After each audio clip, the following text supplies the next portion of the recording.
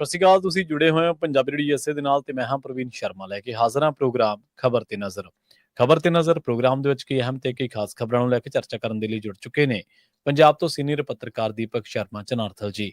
ਸ਼ਰਮਾ ਸਤਿ ਸ਼੍ਰੀ ਅਕਾਲ, ਸਵਾਗਤ ਹੈ ਜੀ ਪੰਜਾਬੀ ਰੇਡੀਓ ਐਸਏ ਦੇ। ਸਤਿ ਸ਼੍ਰੀ ਅਕਾਲ ਪ੍ਰਵੀਨ ਜੀ, ਸਾਰੇ ਦਰਸ਼ਕਾਂ ਨੂੰ ਸਰੋਤਿਆਂ ਨੂੰ ਪਿਆਰ ਭਰੀ ਸਤਿ ਸ਼੍ਰੀ ਅਕਾਲ। ਸਤਿ ਸ਼੍ਰੀ ਅਕਾਲ ਜੀ।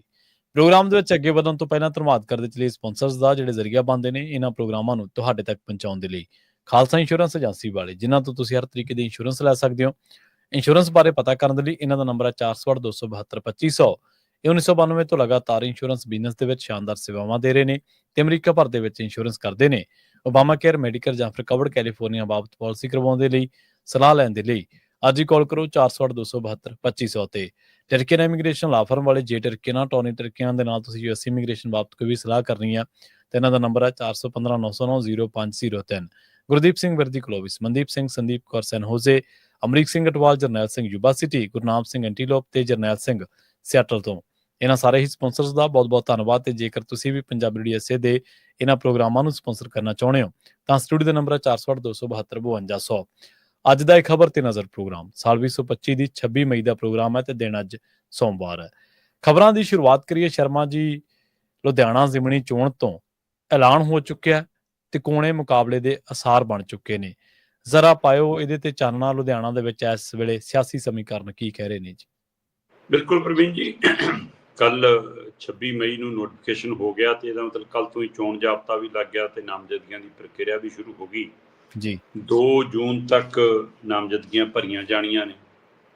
ਸੋ ਉਸ ਤੋਂ ਬਾਅਦ ਫਿਰ 3 ਜੂਨ ਨੂੰ ਕਾਗਜ਼ਾਂ ਦੀ ਪੜਤਾਲ ਹੋਣੀ ਆ ਤੇ ਫਿਰ 5 ਜੂਨ ਤੱਕ ਨਾਮ ਵਾਪਸ ਲਏ ਜਾ ਸਕਦੇ ਆ ਤੇ ਉਸ ਤੋਂ ਬਾਅਦ ਫਿਰ 19 ਜੂਨ ਨੂੰ ਵੋਟਾਂ ਪੈਣਗੀਆਂ ਤੇ 23 ਜੂਨ ਨੂੰ ਨਤੀਜੇ ਆਉਣਗੇ ਜੀ।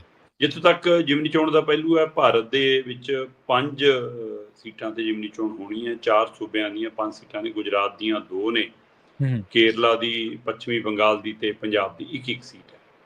ਸੋ ਜਿਹਨਾਂ 5 ਤੇ ਇਕੱਠੀਆਂ ਹੀ 19 ਜੂਨ ਨੂੰ ਵੋਟਾਂ ਪੈਣਗੀਆਂ ਤੇ 23 ਨੂੰ ਨਤੀਜੇ ਆਉਣਗੇ। ਪਰ ਜਿੱਥੋਂ ਤੱਕ ਲੁਧਿਆਣਾ ਦਾ ਪਹਿਲੂ ਹੈ, ਲੁਧਿਆਣਾ ਪ੍ਰੋਪਰ ਸ਼ਹਿਰੀ ਸੀਟ ਹੈ, ਪ੍ਰੋਪਰ ਵਪਾਰੀ ਸੀਟ ਹੈ। ਹਾਂ, ਇਹਦੇ ਵਿੱਚ ਬਾਹਰਲੇ ਸੂਬਿਆਂ ਦੀਆਂ ਕੁਝ ਵੋਟਾਂ ਅਹਿਮ ਰਹਿ ਸਕਦੀਆਂ ਨੇ, ਖਾਸ ਕਰ ਯੂਪੀ, ਬਿਹਾਰ ਤੋਂ ਜਿਹੜੀ ਉੱਥੇ ਕੁਝ ਉਹ ਵੋਟਾਂ ਹੋ ਸਕਦੀਆਂ। ਪਰ ਸਥਾਨਕ ਤੌਰ ਦੇ ਉੱਤੇ ਇਹ ਲੁਧਿਆਣਾ ਪੱਛਮੀ ਉਹ ਸੀਟ ਹੈ ਜਿੱਥੋਂ ਭਾਰਤ ਭੂਸ਼ਣ ਆਸ਼ੂ ਕਿਸੇ ਸਮੇਂ ਜਿੱਤਦੇ ਰਹੇ ਨੇ ਤੇ ਪਰ ਆਮ ਆਦਮੀ ਪਾਰਟੀ ਪਿਛਲੀ ਵਾਰ ਬਾਜੀ ਲੈ ਗਈ ਸੀ ਤੇ ਉਹਨਾਂ ਦੇ ਦੇਹਾਂਤ ਦੇ ਕਾਰਨ ਹੀ ਆਮ ਆਦਮੀ ਪਾਰਟੀ ਦੇ ਜਿਹੜੇ ਐਮਐਲਏ ਸੀਗੇ ਕਿਉਂਕਿ ਉਹਨਾਂ ਦੇ ਦੇਹਾਂਤ ਦੇ ਕਾਰਨ ਹੀ ਸੀਟ ਖਾਲੀ ਹੋਈ ਸੀ। ਸੋ ਉਸ ਤੋਂ ਬਾਅਦ ਹੁਣ ਇਹ ਜ਼ਿਮਨੀ ਚੋਣ ਹੋਣੀ ਹੈ। ਸਭ ਤੋਂ ਪਹਿਲਾਂ ਇੱਥੋਂ ਆਮ ਆਦਮੀ ਪਾਰਟੀ ਨੇ ਹੀ ਉਮੀਦਵਾਰ ਐਲਾਨਿਆ।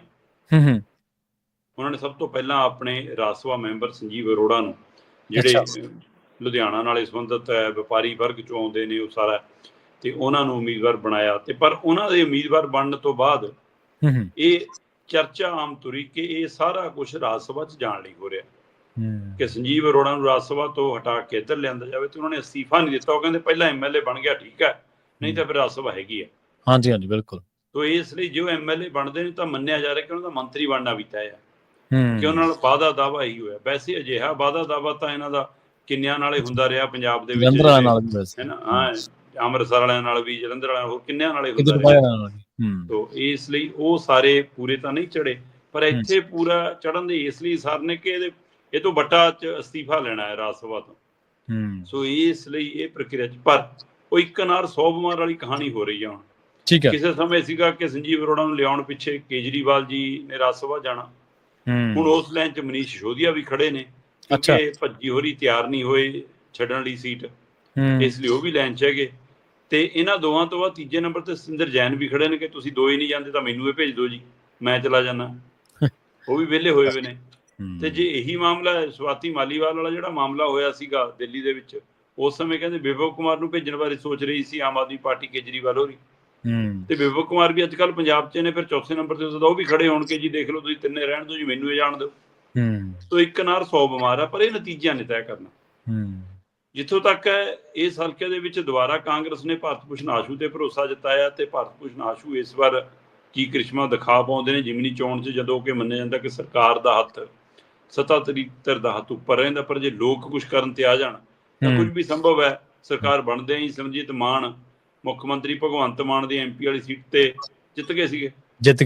ਇਸ ਲਈ ਇਹ ਨਹੀਂ ਕਹਿ ਸਕਦੇ ਜ਼ਿਮਨੀ ਚੋਣ, ਹਾਂ, ਪਰ ਅਸਾਰ ਜ਼ਿਆਦਾ ਸਰਕਾਰ ਦੇ ਹੁੰਦੇ ਨੇ। ਪਰ ਭਾਰਤ ਭੂਸ਼ਣ ਆਸ਼ੂ ਸਥਾਨਕ ਨੇ ਤੇ ਰਾਜਨੀਤੀ ਦੇ ਮਾਹਰ ਵੀ ਨੇ ਤੇ ਸਾਰੇ ਦਾਪੇ ਜਾਣਦੇ ਨੇ, ਜਮਾਂ ਘਟਾਲੇ ਵੀ। ਸੋ ਇਸ ਲਈ ਕੱਲ ਪ੍ਰੈਸ ਕਾਨਫਰੰਸ ਵੀ ਖਾਸੀ ਤਕੜੀ ਉਹਨਾਂ ਨੇ ਕੀਤੀ ਕਿ ਜੀ ਦੇਖੋ ਜਿਵੇਂ ਤਾਂ ਝੂਠਾ ਫਸਾਇਆ, ਮੈਨੂੰ ਤਾਂ ਕੀਤਾ, ਕੱਪੜੇ ਤਾਂ ਇਹਨਾਂ ਦੇ ਆਹ ਨੇ, ਹੈ ਨਾ, ਉਹ ਸਾਰਾ ਕੁਛ। ਤੇ ਪਰ ਉਹ ਪਹਿਲੇ ਦਿਨ ਕਹਿ ਗਏ ਸੀਗੇ ਕਿ ਰਾਜਾ ਵੜਿੰਗ ਨਾ ਆਵੇ ਤੇ ਮੈਂ ਆਪੇ ਲੜ ਲੂੰਗਾ, ਮੈਨੂੰ ਪ੍ਰਧਾਨ ਦੀ ਲੋੜ ਨਹੀਂ। ਸੋ ਇੱਕ ਤਾਂ ਇਹ ਦੋ ਉਮੀਦਵਾਰ ਬਹੁਤ ਚਰਚਾ 'ਚ ਨੇ। ਜਦੋਂ ਕਿ ਤੀਸਰੇ ਉਮੀਦਵਾਰ ਸ਼੍ਰੋਮਣੀ ਅਕਾਲੀ ਦਲ ਨੇ ਪਰਉਪਕਾਰ ਸਿੰਘ ਉਹਨਾਂ ਨੂੰ ਉਤਾਰਿਆ ਹੋਇਆ ਘੁੰਮਣ, ਪਰਉਪਕਾਰ ਸਿੰਘ ਘੁੰਮਣ, ਜਿਹੜੇ ਕਿ ਐਡਵੋਕੇਟ ਨੇ ਔਰ ਉਸ ਖੇਤਰ ਦੇ ਵਿੱਚ ਇੱਕ ਬਤੌਰ ਵਕੀਲ, ਬਤੌਰ ਸ਼ਖਸੀਅਤ ਚੰਗਾ ਨਾਮ ਨਾ ਰੱਖਦੇ ਨੇ। ਮਤਲਬ ਲੋਕਾਂ 'ਚ ਪਹਿਚਾਣ ਉਹਨਾਂ ਦੀ ਕਿ ਸਾਫ਼ ਸੁਥਰੇ ਨੇ, ਇਮਾਨਦਾਰ ਨੇ ਜੀ, ਬੰਦਿਆਂ ਨਾਲ ਮਿਲਣਸਾਰ ਨੇ ਜੀ। ਜਿਹੜੇ ਬੰਦੇ ਇਹ ਤਾਰੀਫ ਕਰਦੇ ਨੇ ਪ੍ਰਵੀਨ ਜੀ ਪਰਉਪਕਾਰ ਸਿੰਘ ਹੋਰਾਂ ਦੀ, ਉਹੀ ਅਗਲੀ ਲਾਈਨ 'ਚ ਫਿਰ ਇਹ ਕਹਿੰਦੇ ਨੇ ਪਰ ਜੀ ਮੁਕਾਬਲਾ ਤਾਂ ਤਿਕੋਣਾ ਹੋਊਗਾ। ਉਹ ਵੀ ਫਿਰ ਤਿਕੋਣੇ 'ਚ ਪਰਉਪਕਾਰ ਸਿੰਘ ਹੈਗੇ, ਕਹਿੰਦੇ ਨਹੀਂ ਜੀ ਮੁਕਾਬਲਾ ਤਾਂ ਆਮ ਆਦਮੀ ਪਾਰਟੀ, ਕਾਂਗਰਸ ਤੇ ਬੀਜੇਪੀ 'ਚ ਹੋਊਗਾ। ਮੁਕਾਬਲਾ ਇਹ 'ਚ ਦੇਖਿਆ ਜਾ ਰਿਹਾ। ਵਿਅਕਤੀ ਚੰਗਾ ਸ਼੍ਰੋਮਣੀ ਅਕਾਲੀ ਦਲ ਬਾਦਲ ਧਿਰ ਤਾਂ ਵੀ ਕਹਿ ਰਹੇ, ਡਾਕਟਰ ਸੁੱਖੀ ਵਾਲੀ ਉਹ ਗੱਲ ਹੈ। ਜਦੋਂ ਡਾਕਟਰ ਸੁੱਖੀ ਹੋਰੀ ਲੜੇ ਸੀਗੇ ਤਦ ਵੀ ਕਹਿ ਰਹੇ ਸੀ ਕਿ ਉਮੀਦਵਾਰ ਤਾਂ ਵਧੀਆ ਜੀ, ਹੈ ਨਾ, ਪਰ ਏਦਾਂ ਚਾਂਸ ਨਹੀਂ ਗੇ। ਸੋ ਉਹੀ ਸਥਿਤੀ ਇੱਥੇ ਬਣ ਰਹੀ ਹੈ। ਫਿਰ ਜੇ ਤਿਕੋਣਾ ਮੁਕਾਬਲਾ ਤਾਂ ਅਜੇ ਤੱਕ ਬੀਜੇਪੀ ਨੇ ਆਪਣਾ ਉਮੀਦਵਾਰ ਨਹੀਂ ਦਿੱਤਾ। ਮੈਨੂੰ ਲੱਗਦਾ ਬੀਜੇਪੀ ਦਾ ਉਮੀਦਵਾਰ ਕੌਣ ਹੋਏਗਾ ਇਹ ਵੀ ਤੈਅ ਕਰੇਗਾ ਕਿ ਕਿੰਨੀ ਸਥਿਤੀ ਚ ਆਉਂਦਾ। ਸਹੀ ਸਹੀ। ਰਵਨੀਤ ਬਿੱਟੂ ਕੀ ਦੁਬਾਰਾ ਪੰਜਾਬ ਦੀ ਸੱਤਾ ਚ ਆਉਣਾ ਚਾਹੁਣਗੇ ਕਿ ਉਹ ਜਿਮਨੀ ਚੋਣ ਲੜਨਾ ਚਾਹੁਣਗੇ? ਪਰ ਅਗਲਾ ਕੇਂਦਰੀ ਮੰਤਰੀ ਹੈ, ਕਿਉਂ ਛੱਡ ਕੇ ਆਊਗਾ ਜੀ? ਫਿਰ ਉਹ ਕੀ ਬੀਜੇਪੀ ਦੀ ਪਰਤ ਤੋੜ ਕੇ ਆਪਣੇ ਘਰ ਚੋਂ ਕਿਸੇ ਨੂੰ ਟਿਕਟ ਦਿਵਾਉਣਾ ਚਾਹੁਣਗੇ? ਆਪਣੀ ਪਤਨੀ ਲੜਾਉਣਾ ਚਾਹੁਣਗੇ? ਜੇ ਰਾਜਾ ਵੜਿੰਗ ਲੜਾ ਸਕਦੇ ਨੇ ਤਾਂ ਬਿੱਟੂ ਵੀ ਕੋਸ਼ਿਸ਼ ਕਰ ਸਕਦੇ ਨੇ। ਆਏ ਤਾਂ ਕਾਂਗਰਸ ਦੇ ਕਲਚਰ ਚੋਂ ਹੀ ਨੇ, ਪਰ ਬੀਜੇਪੀ ਸ਼ਾਇਦ ਇਹ ਕਲਚਰ ਨਹੀਂ ਅਪਣਾਉਂਦੀ ਹੈ, ਜੇ ਉਹ ਬਚਦੀ ਆ। ਸੋ ਜੇ ਅਜਿਹਾ ਨਾ ਹੋਇਆ ਫਿਰ ਰਵਨੀਤ ਬਿੱਟੂ ਦੇ ਪਰਿਵਾਰ ਚੋਂ ਨਹੀਂ ਮਿਲਦੀ। ਪਰ ਜੇ ਨੇੜਲੇ ਨੂੰ ਮਿਲਦੀ ਆ ਫਿਰ ਰਵਨੀਤ ਬਿੱਟੂ ਜ਼ੋਰ ਲਾਉਣਗੇ, ਜਾਂ ਲੁਧਿਆਣੇ ਚੋਂ ਜਿਹਨੂੰ ਮਰਜ਼ੀ ਮਿਲੇ ਜ਼ਿੰਮੇਵਾਰੀ ਰਵਨੀਤ ਬਿੱਟੂ ਤੇ ਆਉਣੀ ਹੈ ਕਿ ਮਿੱਤਰਾ ਜ਼ੋਰ ਲਾ, ਤੈਨੂੰ ਉਹੀ ਨਹੀਂ ਬਾਹਰਲੇ ਸੂਬੇ ਤੋਂ ਰਾਜ ਸਭਾ ਲੈ ਕੇ ਗਏ, ਤੇਰਾ ਖੇਤਰ ਆ। ਇਹ ਉਹ ਹਲਕਾ ਹੈ ਜਿੱਥੋਂ MP ਦੀ ਚੋਣਾਂ ਸਮੇਂ ਰਵਨੀਤ ਬਿੱਟੂ ਲੀਡ ਲੈ ਗਿਆ ਸੀ ਚੰਗੀ। ਜੀ ਜੀ ਬਿਲਕੁਲ। ਤੇ ਪਰ ਬਾਕੀ ਹਲਕਿਆਂ ਚਲੋ ਰਾਜਾ ਵੜਿੰਗ ਅੱਗੇ ਰਹਿ ਗਏ, ਇਸ ਲਈ ਜਿੱਤ ਨਹੀਂ ਸਕਿਆ ਰਵਨੀਤ ਬਿੱਟੂ, ਪਰ ਇੱਥੋਂ ਲੀਡ ਸੀ ਉਹਦੀ। ਹੁਣ ਬੀਜੇਪੀ ਆਪਣੀ ਉਸ ਲੀਡ ਨੂੰ ਬਰਕਰਾਰ ਰੱਖਣਾ ਚਾਹੂਗੀ, ਆਮ ਆਦਮੀ ਪਾਰਟੀ ਆਪਣੀ ਜਿੱਤੀ ਹੋਈ ਸੀਟ ਨੂੰ ਬਰਕਰਾਰ ਰੱਖਣਾ ਚਾਹੂਗੀ, ਤੇ ਭਾਰਤ ਭੂਸ਼ਣ ਆਸ਼ੂ ਆਪਣੀ ਪੁਰਾਣੀ ਸੀਟ ਦੀ ਬਹਾਲੀ ਚਾਹਣਗੇ। ਸੋ ਇਸ ਲਈ ਮੁਕਾਬਲਾ ਇਹਨਾਂ ਤਿੰਨਾਂ 'ਚ ਦੇਖਿਆ ਜਾ ਰਿਹਾ। ਪਰ ਦੇਖਣ ਵਾਲੀ ਗੱਲ ਇਹ ਹੋਊਗੀ ਕਿ ਬੀਜੇਪੀ ਇੱਥੋਂ ਆਪਣਾ ਜਹਾਜ਼ ਲੈਂਡ ਕਰਨਾ ਚਾਹੂਗੀ ਕਿ ਸ਼ਹਿਰੀ ਸੀਟ ਹੈ, ਵਪਾਰੀ ਸੀਟ ਹੈ, ਹਿੰਦੂ ਸੀਟ ਹੈ, ਹੋਰਲੇ ਸੂਬਿਆਂ ਵਾਲੀ ਚੰਗੀ ਵੋਟ ਹੈ। ਸੋ ਇਸ ਲਈ ਅਸੀਂ ਇੱਥੇ ਜੇ ਜ਼ੋਰ ਲਾਈਏ ਸ਼ਾਇਦ ਕੁਝ ਬਣ ਸਕਦਾ। ਇਸੇ ਫਾਰਮੂਲੇ ਤੇ ਆਮ ਆਦਮੀ ਪਾਰਟੀ ਖੇਡ ਰਹੀ ਹੈ ਤੇ ਕਾਂਗਰਸ ਸ਼ਹਿਰ 'ਚ ਆਪਣਾ ਆਧਾਰ ਹਾਸਲ ਕਰਨ ਲਈ ਲੜ ਰਹੀ ਹੈ। ਸੋ ਕੁੱਲ ਮਿਲਾ ਕੇ ਇਹਨੂੰ ਤਿਕੋਣੇ ਮੁਕਾਬਲੇ ਵਜੋਂ ਤੁਸੀਂ ਦੇਖ ਸਕਦੇ ਹੋ। ਪਰ 23 ਤਰੀਕ ਨੂੰ ਪਤਾ ਲੱਗੂਗਾ ਜੀ ਕਿ ਫੈਸਲਾ ਕਿਹਦੇ ਹੱਕ 'ਚ ਆਉਂਦਾ। ਹਾਂਜੀ ਬਿਲਕੁਲ ਸ਼ਰਮਾ ਜੀ। ਦੇਖੋ ਜਦੋਂ ਆਪਾਂ ਲੋਕ ਸਭਾ ਦੇ ਜਿਹੜੇ ਇਲੈਕਸ਼ਨ ਹੋਏ ਆ, ਜਦੋਂ ਆਪਾਂ ਉਹਨਾਂ ਦਾ ਡਾਟਾ ਖੰਗਾਲਦੇ ਹਾਂ ਤੇ ਉਹਦੇ 'ਚ ਭਾਰਤੀ ਜਨਤਾ ਪਾਰਟੀ ਦੇ ਹੱਥ ਉੱਤੇ ਸੀ। ਰਵਨੀਤ ਬਿੱਟੂ ਬੇਸ਼ੱਕ ਚੋਣ ਹਾਰ ਗਏ ਸੀ ਪਰ ਵੋਟਾਂ ਵੱਧ ਲੈ ਗਏ ਸੀਗੇ। ਇਸੇ ਤਰ੍ਹਾਂ ਜਿਹੜੇ ਇਹਨਾਂ ਦੇ ਜਿਹੜੇ ਉਮੀਦਵਾਰ ਨੇ ਉਹ ਤੀਜੇ ਨੰਬਰ ਤੇ ਰਹੇ ਸੀਗੇ। ਸ਼ਾਇਦ ਦੋ ਇਹਨਾਂ ਦੇ ਉਮੀਦਵਾਰ ਕਾਂਗਰਸ ਤੋਂ ਜਿਹੜੇ ਲੀਡਰ ਆਏ ਲੁਧਿਆਣੇ ਵਾਲੇ ਉਹੀ ਸੀਗੇ ਇਹਨਾਂ ਦੇ ਉਮੀਦਵਾਰ ਆਮ ਆਦਮੀ ਪਾਰਟੀ ਕਰਿਓ MP ਚੋਣ ਦੇ ਵਿੱਚ। ਤੇ ਰਾਜਾ ਵੜਿੰਗ ਦੂਜੇ ਮਾਮਲੇ ਦੇ ਵਿੱਚ ਰਹੇ ਸੀ, ਵੋਟਾਂ ਲਿਜਾਣ ਦੇ ਮਾਮਲੇ ਦੇ ਵਿੱਚ ਦੂਜੇ ਨੰਬਰ ਤੇ। ਅਗਲੀ ਖਬਰ ਦੇ ਵੱਲ ਵਧ ਗਏ ਸ਼ਰਮਾ ਜੀ, ਗੱਲ ਕਰੀਏ ਆਮ ਆਦਮੀ ਪਾਰਟੀ ਦੀ। ਆਮ ਆਦਮੀ ਪਾਰਟੀ ਨੇ ਜਦੋਂ ਕਿਸਾਨਾਂ ਤੇ ਕਾਰਵਾਈ ਕੀਤੀ ਹੈ ਖਨੌਰੀ ਤੇ ਸ਼ੰਭੂ ਤੇ, ਉਦੋਂ ਉਸ ਕਾਰਵਾਈ ਨੂੰ ਜੋੜ ਕੇ ਦੇਖਿਆ ਜਾ ਰਿਹਾ ਸੀ ਵਪਾਰੀ ਵਰਗ ਦੇ ਲਿਹਾਜ਼ ਦੇ ਨਾਲ, ਕਿਉਂਕਿ ਇਹਨਾਂ ਨੇ ਇਹ ਨੈਰੇਟਿਵ ਸਿਰਜਿਆ ਸੀਗਾ ਕਿ ਪੰਜਾਬ ਦਾ ਵਪਾਰ ਪ੍ਰਭਾਵਿਤ ਹੋ ਰਿਹਾ, ਇਸ ਕਰਕੇ ਕਿਸਾਨਾਂ ਨੂੰ ਉਠਾਉਣਾ ਪਿਆ। ਪਰ ਹੁਣ ਕਹਿੰਦੇ ਵਪਾਰੀ ਵਰਗ ਵੀ ਆਪ ਤੋਂ ਮੂੰਹ ਮੁੜ ਗਿਆ ਜੀ। ਪ੍ਰਵੀਨ ਜੀ, ਜਦੋਂ ਆਮ ਆਦਮੀ ਪਾਰਟੀ ਦੀ ਪੰਜਾਬ ਸਰਕਾਰ ਨਹੀਂ ਆਈ ਸੀ, ਦਿੱਲੀ 'ਚ ਕਿਸਾਨ ਅੰਦੋਲਨ ਸੀ, ਤਦ ਕੇਜਰੀਵਾਲ ਵੀ ਸਿੱਧਾ ਧਰਨੇ 'ਚ ਨਹੀਂ ਆ ਸਕਦਾ ਸੀ, ਸਟੇਜ ਤੇ ਨਹੀਂ ਆ ਸਕਦਾ ਸੀ, ਪਰ ਨੇੜੇ ਤੇੜੇ ਆ ਕੇ ਬੈਠਦੇ ਰਹਿੰਦੇ ਸੀ, ਪ੍ਰਦਰਸ਼ਨ ਕਰਦੇ ਸੀ। ਮੈਨੇ ਜੇਲ੍ਹ ਨਹੀਂ ਦੀ ਆਪਣੀ, ਮੈਨੇ ਮੈਦਾਨ ਨਹੀਂ ਦਿਏ, ਮੈਨੇ ਇਹ ਨਹੀਂ ਦਿਆ, ਬਹੁਤ ਹੈ ਨਾ। ਇੱਥੋਂ ਵੀ ਭਗਵੰਤ ਮਾਨ ਹੋਰੀ ਵੀ, ਆਹ ਸਾਰੇ ਉਮੀਦਵਾਰ ਵੀ ਜਿਹੜੇ ਹੈਗੇ ਨੇ ਉੱਥੇ ਜਾ ਕੇ ਧਰਨਿਆਂ 'ਚ ਬੈਠਦੇ ਰਹੇ, ਲੋਕਾਂ 'ਚ ਵਿਚਰਦੇ ਰਹੇ। ਸੋ ਇਹ ਸਾਰੀ ਪ੍ਰਕਿਰਿਆ ਔਰ ਉਹਦੇ ਵਿੱਚੋਂ ਆਮ ਆਦਮੀ ਪਾਰਟੀ ਨੇ ਖੱਟਿਆ ਵੀ ਕਾਫੀ ਉਸ ਅੰਦੋਲਨ 'ਚੋਂ। ਦੂਸਰੇ ਪਾਸੇ ਸੀਗਾ ਬੇਰੁਜ਼ਗਾਰਾਂ ਦੇ ਧਰਨਿਆਂ ਮੁਜ਼ਾਹਰਿਆਂ 'ਚ ਉਹਨਾਂ ਹੀ ਰਜਾਈਆਂ ਤੇ ਉਹਨਾਂ ਹੀ ਪੱਲੀਆਂ ਤੇ ਉਹਨਾਂ ਹੀ ਦਰੀਆਂ ਤੇ ਇਹਨਾਂ ਨੇ ਖੂਬ ਰਾਤਾਂ ਵੀ ਕੱਟੀਆਂ, ਦਿਨ ਵੀ ਬੈਠੇ, ਧੁੱਪ ਵੀ ਸੇਕੀ, ਸਾਰਾ ਕੁਛ ਉਹਨਾਂ ਦੇ ਨਾਲ ਕੀਤਾ ਕਿ ਤਾਂ ਜੀ ਇਹ ਲੱਗੇ ਕਿ ਅਸੀਂ ਆਉਂਦੇ ਤੁਹਾਡੇ ਮਸਲੇ ਹੱਲ ਕਰਨੇ। ਪਰ ਇਹ ਦੋ ਵਰਗ ਹੁਣ ਇਹਨਾਂ ਤੋਂ ਪੂਰੀ ਤਰ੍ਹਾਂ ਲਗਭਗ ਦੂਰ ਨੇ। ਜੀ ਜੀ। ਕਿਸਾਨ ਤਾਂ ਜਦੋਂ ਸ਼ੰਭੂ ਖਨੌਰੀ ਤੇ ਜੋ ਸਥਿਤੀ ਕੀਤੀ, ਉਹ ਤੋਂ ਬਾਅਦ SKM ਦੇ ਦੂਜੇ ਲੀਡਰ ਨਾਲ ਜੋ ਖਿੱਚਤੂ ਕੀਤੀ, ਤੇ ਜਿਹੋ ਜਿਹੀ ਮੂੰਗੀ ਦੇ ਮੁਆਵਜ਼ੇ ਦਿੱਤੇ ਮੁਰਗੀ ਬੱਕਰੀ ਵਾਲੇ, ਉਹ ਸਾਰਿਆਂ ਨੂੰ ਜਗ ਜ਼ਾਹਰ ਹੈ। ਸੋ ਇਸ ਲਈ ਆਮ ਆਦਮੀ ਪਾਰਟੀ ਤੋਂ ਕਿਸਾਨੀ ਤਾਂ ਕਾਫੀ ਹੱਦ ਤੱਕ ਦੂਰ ਆ, ਪਰ ਇਹਦਾ ਮਤਲਬ ਇਹ ਨਹੀਂ ਹੁੰਦਾ ਕਿ ਪਿੰਡਾਂ 'ਚ ਇਹਨਾਂ ਨਾਲ ਲੋਕ ਨਹੀਂ ਹੈਗੇ। ਸੋ ਉਹ ਅਜੇ ਵੀ ਉਹ ਵਰਤਾਰਾ ਹੈਗਾ, ਸੱਤਾਧਾਰੀ ਧਿਰ ਹੈ ਤੇ ਅਜੇ ਵੀ ਮਤਲਬ ਕਿ ਚਾਹੇ ਉਹ ਬਿਜਲੀ ਵਾਲਾ ਫਾਰਮੂਲਾ, ਚਾਹੇ ਅਜੇ 2000 ਆਉਣਾ ਹੈ, ਚਾਹੇ ਕੁਝ ਨਾ ਕੁਝ ਪੱਕੇ ਨਾਲ ਜੁੜ ਜਾਂਦੇ ਨੇ ਲੋਕ, ਸਮਰਥਕ ਹੋ ਜਾਂਦੇ ਨੇ। ਸੋ ਉਸ ਪ੍ਰਕਿਰਿਆ 'ਚ ਇਹ ਨਹੀਂ ਤੁਸੀਂ ਕਹਿ ਸਕਦੇ ਕਿ ਮੰਨਫੀ ਹੋ ਗਏ। ਹਾਂ, ਪਰ ਕਿਸਾਨੀ ਵਰਗ, ਖਾਸ ਕਰ ਜਥੇਬੰਦੀਆਂ ਵਾਲਾ ਵਰਗ ਤਾਂ ਬਿਲਕੁਲ ਦੂਰ ਹੈ ਹੁਣ ਸਾਰਾ ਹੀ। ਜਿਹੜਾ ਚੁੱਪਚਾਪ ਵੀ ਭੁਗਤਿਆ ਸੀ ਉਹ ਵੀ ਦੂਰ ਹੈ ਹੁਣ ਤਾਂ। ਸੋ ਇਸ ਲਈ ਇੱਥੋਂ ਵੀ ਫਿਰ ਮੁਲਾਜ਼ਮ ਵਰਗ ਵੀ ਨਿਰਾਸ਼ ਤੇ ਨਿਰਾਸ਼ ਚੱਲ ਰਿਹਾ ਜੀ, ਤੇ ਮਜ਼ਦੂਰ ਵੀ ਇੰਨਾ ਖੁਸ਼ ਨਹੀਂ ਗਾ। ਹਾਂ, ਸਿਰਫ ਉਹਨਾਂ ਨੂੰ ਬਿਜਲੀ ਵਾਲਾ ਜੇ ਹੈਗਾ ਤਾਂ ਉਹ ਪਹਿਲਾਂ ਵੀ ਕਾਫੀ ਹੱਦ ਤੱਕ ਗਰੀਬ ਪਰਿਵਾਰਾਂ 'ਚ ਤਾਂ ਸੀਗੀ ਸਹੂਲਤ। ਸੋ ਇਸ ਲਈ ਇਹ ਕਹਿਣਾ ਕਿ ਉਹ ਸਾਰੇ ਇਹਨਾਂ ਨਾਲ ਨੇ, ਉੱਥੇ ਤਾਂ ਮੁਸ਼ਕਿਲ ਹੈ। ਹੁਣ ਇਹਦਾ ਜ਼ੋਰ ਸਾਰਾ ਚੱਲ ਰਿਹਾ ਸੀਗਾ ਬੀਜੇਪੀ ਵਾਲੇ ਫਾਰਮੂਲੇ ਤੇ ਕਿ ਸ਼ਹਿਰੀ ਵਰਗ ਜਿਹੜਾ 30-32% ਹੈ, ਜੇ ਆਪਾਂ ਉਹਨੂੰ ਆਪਣੇ ਨਾਲ ਰੱਖ ਜਾਈਏ ਤਾਂ ਕੁਝ ਗੱਲ ਬਣ ਸਕਦੀ ਹੈ ਜੀ। ਕੋਈ ਸ਼ੱਕ ਨਹੀਂ, ਲੁਧਿਆਣਾ ਜਿਮਨੀ ਚੋਣ ਕਾਫੀ ਕੁਝ ਦੱਸੂਗੀ ਕਿ ਸ਼ਹਿਰੀ ਵਰਗ ਕਿੰਨਾ ਨਾਲ ਹੈ ਜਾਂ ਕਿੰਨੇ ਨੂੰ ਭੁਗਤਾਉਣ 'ਚ ਕਾਮਯਾਬ ਹੋ ਗਏ, ਕਿਉਂਕਿ ਉੱਥੇ ਸੱਤਾ ਦਾ ਜ਼ੋਰ ਵੀ ਚੱਲਣਾ। ਪਰ ਤਾਜ਼ੀ ਘਟਨਾ ਜੋ ਬਿਆਨ ਕਰਦੀ ਹੈ ਉਹ ਤਾਂ ਇਹ ਦੱਸਦੀ ਹੈ ਕਿ ਜਿਵੇਂ ਦੂਰ ਹੋ ਗਈ ਹੋਵੇ ਇਹਨਾਂ ਤੋਂ ਵਪਾਰੀ ਵਰਗ ਵੀ ਜੀ। ਨਾਭਾ ਦੇ ਵਿੱਚ, ਪਟਿਆਲਾ ਜ਼ਿਲ੍ਹੇ ਦੇ ਖੇਤਰ ਦੇ ਨਾਭੇ ਦੇ ਵਿਖੇ ਅਗਰਸੈਨ ਸਮਾਰਕ ਦਾ ਨੀਂਹ ਪੱਥਰ ਰੱਖਣਾ ਸੀ ਜੀ। ਠੀਕ ਹੈ ਜੀ। ਪਹਿਲਾਂ ਤਾਂ ਉਸ ਨੀਂਹ ਪੱਥਰ ਰੱਖਣ ਦੇ ਉੱਤੇ ਖੂਬ ਚਰਚਾ ਹੋਈ ਕਿ ਹਰ ਥਾਂ ਕੇਜਰੀਵਾਲ ਦਾ ਨਾਮ ਉਰਿਆ। ਕੱਲ ਈਜੀ ਰਜਿਸਟਰੀਆਂ, ਮਤਲਬ ਇਹਨਾਂ ਨੂੰ ਪੰਜਾਬੀ ਦਾ ਸ਼ਬਦ ਵੀ ਨਹੀਂ ਲੱਭਿਆ ਉੱਥੇ ਕਿ ਆਸਾਨ ਰਜਿਸਟਰੀਆਂ ਹੀ ਲਿਖ ਲਈਏ, ਸੌਖੀਆਂ ਰਜਿਸਟਰੀਆਂ ਲਿਖ ਲਈਏ, ਹੈ ਨਾ। ਈਜੀ ਰਜਿਸਟਰੀਆਂ ਦੇ ਨਾਂ ਤੇ ਇਸ਼ਤਿਹਾਰ ਦਿੱਤੇ, ਕੇਜਰੀਵਾਲ ਦੇ ਖੰਭਿਆਂ ਤੇ ਬੋਰਡ ਵੀ ਟੰਗ ਤੇ ਇਕੱਲੇ ਦੀ ਫੋਟੋ ਲਾ ਕੇ, ਹੈ ਨਾ। ਤੇ ਕੱਲ ਪ੍ਰੈਸ ਨੋਟ ਜਿਹੜਾ ਆਇਆ ਉਹਦੇ ਵਿੱਚ ਵੀ ਮਤਲਬ ਕਿ ਪੰਜਾਬ ਦੇ ਮੁੱਖ ਮੰਤਰੀ ਅਤੇ ਕੌਮੀ ਕਨਵੀਨਰ ਅਰਵਿੰਦ ਕੇਜਰੀਵਾਲ ਨੇ ਇਸ ਨੂੰ ਸਮਰਪਿਤ ਕੀਤਾ। ਹੁਣ ਜਾਂ ਤਾਂ ਤੁਸੀਂ ਉੱਥੇ ਨਾਂ ਪਾਉਣਾ ਭੁੱਲ ਗਏ ਜਾਂ ਸ਼ਰਾਰਤਾਂ ਤੁਸੀਂ ਨਾਂ ਨਹੀਂ ਪਾਇਆ, ਇੰਝ ਲੱਗੇਗਾ ਜਿਵੇਂ ਕੇਜਰੀਵਾਲ ਮੁੱਖ ਮੰਤਰੀ ਆ। ਵੈਸੇ ਸਾਰਿਆਂ ਨੂੰ ਪਤਾ ਹੁਣ ਤਾਂ ਉਹੀ ਆ, ਚਲੋ। ਪਰ ਇਹ ਸਾਰੀ ਪ੍ਰਕਿਰਿਆ ਦੇ ਦਰਮਿਆਨ ਇਸ ਅਗਰਸੈਨ ਸਮਾਰਕ ਦਾ ਨੀਂਹ ਪੱਥਰ ਜਿਹੜਾ ਰੱਖਿਆ ਉਹ ਵੀ ਹਿੰਦੀ 'ਚ ਰੱਖਿਆ। ਠੀਕ ਹੈ ਜੀ। ਮਤਲਬ ਉਸ ਪੱਥਰ ਤੇ ਸਮੁੱਚੀ ਇਬਾਰਤ ਹਿੰਦੀ 'ਚ ਆ। ਮੈਂ ਕਹਿੰਦਾ ਕਿ ਠੀਕ ਹੈ, ਕੇਜਰੀਵਾਲ ਤੇ ਭਗਵੰਤ ਮਾਨ ਨੇ ਪਹਿਲਾਂ ਪੱਥਰ ਤਾਂ ਨਹੀਂ ਪੜਿਆ ਹੋਣਾ, ਪਰ ਤੁਸੀਂ ਕੀ ਉੱਥੇ ਇਤਰਾਜ਼ ਪ੍ਰਗਟਾਇਆ? ਕੀ ਉੱਥੇ ਆਪਣੇ ਅਫਸਰ ਅਧਿਕਾਰੀਆਂ ਨੂੰ ਤਲਬ ਕੀਤਾ? ਕੀ ਕੀਤਾ ਵੀ SDM DC ਦਾ ਨਿਗਾਹ ਚੋਂ ਲੰਘਿਆ ਨਾ ਸਿਸਟਮ, ਉਹਨਾਂ ਨੂੰ ਤੁਸੀਂ ਹਦਾਇਤ ਕੀਤੀ ਹੋਈ ਹੈ ਕਿ ਪੰਜਾਬੀ 'ਚ ਸਾਰੇ ਕੰਮ ਹੋਣਗੇ ਪੰਜਾਬ 'ਚ। ਫਿਰ ਇਹ ਕਿਵੇਂ? ਸਰਕਾਰ ਉਦਘਾਟਨ ਕਰ ਰਹੀ ਆ ਤੇ ਪੱਥਰ ਹਿੰਦੀ 'ਚ ਲੱਗ ਰਹੇ ਨੇ। ਦੂਸਰੇ ਪਾਸੇ ਜਿਹੜੀ ਗੱਲ ਆਪਾਂ ਲਗਾਤਾਰ ਕਰਦੇ ਹਾਂ ਕਿ ਸ਼ਹਿਰੀ ਵਰਗ ਨੂੰ ਹਿੰਦੀ ਜ਼ਿਆਦਾ, ਮਤਲਬ ਦੁਕਾਨਦਾਰ, ਤੁਹਾਡਾ ਜਿਹੜਾ ਗਾਹਕ ਆਉਣਾ ਤੁਹਾਡੀ ਦੁਕਾਨ ਤੇ, ਤੁਹਾਡੇ ਕਾਰੋਬਾਰ ਤੇ, ਉਹ ਪੰਜਾਬ ਦਾ, ਕਮਾਈ ਤੁਸੀਂ ਪੰਜਾਬ ਤੋਂ ਕਰਨੀ, ਹੈ ਨਾ। ਪੱਖਪੂਰਨਾ ਦੂਜੀ ਭਾਸ਼ਾ ਦਾ। ਇਹ ਮੈਨੂੰ ਉੱਥੇ ਇਹ ਉਹ ਭਾਈਚਾਰਾ ਵੀ, ਅਗਰਵਾਲ ਭਾਈਚਾਰਾ ਵੀ ਇਹਦੇ ਲਈ ਸਵਾਲ ਆਇਆ ਉਹਨਾਂ ਲਈ ਵੀ ਕਿ ਉਹਨਾਂ ਨੇ ਕਿਉਂ ਇਹ ਕੀਤਾ। ਸੋ ਇਹ ਸਾਰੀ ਪ੍ਰਕਿਰਿਆ ਦੇ ਵਿੱਚ ਜਿਹੜਾ ਸਵਾਲ ਆਇਆ ਮੋਹ ਭੰਗ ਵਾਲਾ, ਉਹ ਸਵਾਲ ਇਹ ਆ ਕਿ ਕੱਲ ਪਟਿਆਲਾ ਵੀ ਗਏ ਕੇਜਰੀਵਾਲ ਜੀ, ਭਗਵੰਤ ਮਾਨ ਕਾਲੀ ਮਾਤਾ ਦੇ ਮੰਦਿਰ ਵੀ ਮੱਥਾ ਟੇਕ ਕੇ ਆਏ। ਇਹਨਾਂ ਨੇ ਜ਼ਿਲ੍ਹਾ ਪੱਧਰ ਦੇ ਉੱਤੇ ਵਪਾਰੀ ਬੋਰਡ ਬਣਾਉਣ ਦੀ ਵੀ ਗੱਲ ਕੀਤੀ, ਮਤਲਬ ਹਰ ਜ਼ਿਲ੍ਹੇ 'ਚ ਬੋਰਡ ਬਣੂਗਾ ਜੀ।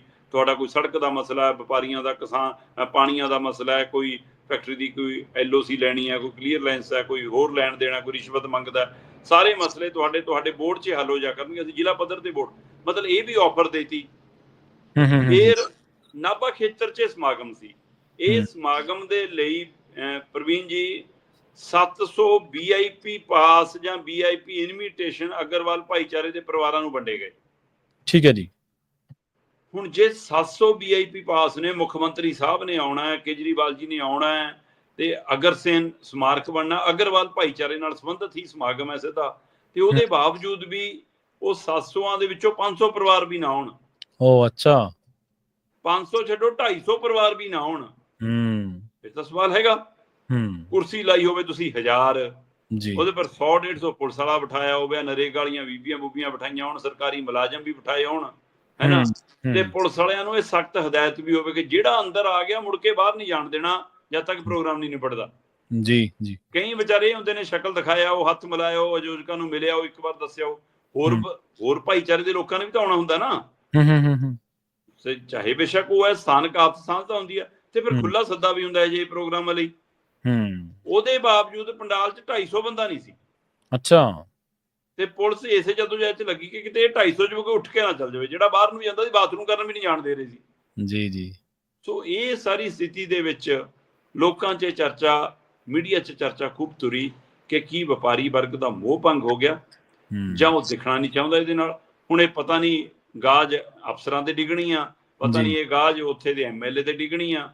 ਵੈਸੇ ਆਮ ਆਦਮੀ ਪਾਰਟੀ ਨੇ ਥੋੜੀ ਜਿਹੀ ਨੀਤੀ ਬਦਲੀ ਆ, ਹੁਣ ਆਪਣੇ ਆਮ ਆਦਮੀ ਪਾਰਟੀ ਦੇ MLA ਨੂੰ ਕਹਿਤਾ ਕਿ ਹਲਕਿਆਂ 'ਚ ਸਰਗਰਮ ਹੋਵੋ। ਹੁਣ ਸ਼ਾਇਦ ਦਿੱਲੀ ਚੋਣ ਦਾ ਇਹਨਾਂ ਨੂੰ ਦਿਖਣ ਲੱਗ ਗਿਆ ਰੰਗ ਢੰਗ ਤੇ, ਪਰ ਇਹ ਵੀ ਨਾਲ ਸ਼ਾਇਦ ਹਦਾਇਤ ਹੈ ਕਿ ਤੁਹਾਨੂੰ ਟਿਕਟ ਮਿਲੇ ਜਾਂ ਨਾ ਮਿਲੇ, ਪਰ ਜੇ ਤੁਸੀਂ ਆਪਣੇ ਹਲਕੇ ਸਰਗਰਮ ਨਾ ਹੋਏ ਫਿਰ ਦੇਖ ਲਿਓ, ਫਿਰ ਕੁਛ ਵੀ ਹੋ ਸਕਦਾ। ਫਿਰ ਜਿਹੜਾ ਰਮਨ ਅਰੋੜਾ ਵਾਲੀ ਘਟਨਾ ਉਹ ਵੀ ਹੋ ਸਕਦੀ ਹੈ। ਸਹੀ ਗੱਲ ਹੈ, ਬਿਲਕੁਲ। ਸੋ ਇਸ ਲਈ ਇਹ ਵੀ ਹਦਾਇਤਾਂ ਹੈਗੀਆਂ ਨੇ। ਸੋ ਹੁਣ MLA ਘੱਟੋ ਘੱਟ ਆਪਣੇ ਹਲਕਿਆਂ 'ਚ ਦਿਖਣ ਲੱਗੇ ਨੇ, ਜਾਂ ਤਾਂ ਇਹ ਹੈ ਕਿ ਇਹਨਾਂ ਨੂੰ ਲੱਗਣ ਲੱਗਿਆ ਕਿ ਹਲਕਾ ਹੁਣ ਹਲਕਾ ਹੋ ਰਿਹਾ, ਸਾਡਾ ਵੋਟ ਬੈਂਕ ਹਲਕਾ ਹੋ ਰਿਹਾ, ਘਟ ਰਿਹਾ, ਸਾਡਾ ਝੋਲੀ ਚੋਂ ਕਿਰ ਰਹੇ ਨੇ ਇਹ।